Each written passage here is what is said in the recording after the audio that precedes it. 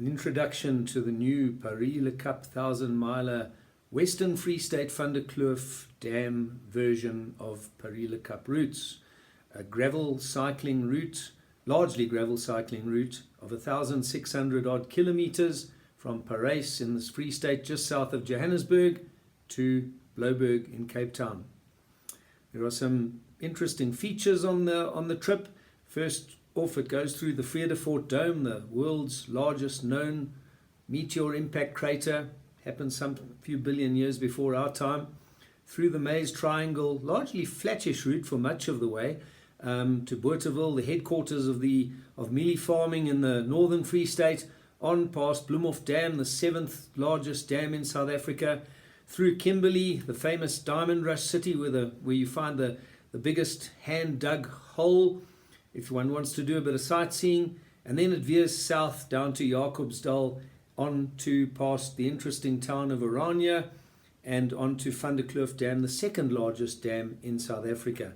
Then goes south across the Orange River into the Northern Cape to De Aar, one of the big railway junctions of South Africa, largely abandoned as a railway junction now, but thriving in a different form in the version of solar power and wind power, very strong in that area now. So De Aar is not an abandoned town itself.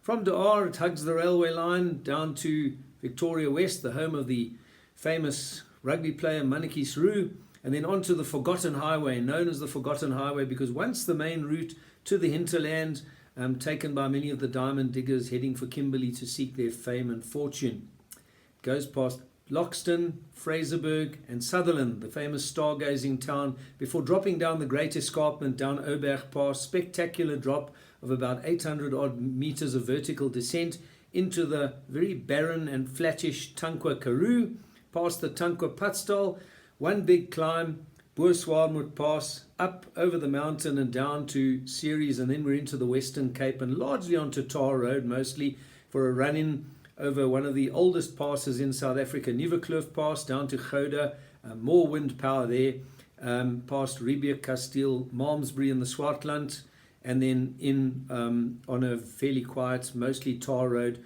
to Melkbos and to Blouberg in full view of Table Mountain. Weather-wise, most of the route, barring the Western Cape section from Ceres to the end, the last 130 k's or so, barring that, is largely summer rainfall area.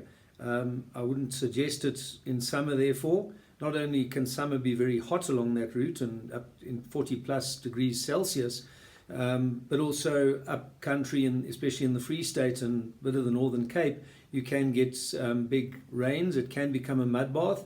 Alternatively, you can also get lightning and thunder quite often too, and you might have to bolt for the thunderbolt, excuse the pun.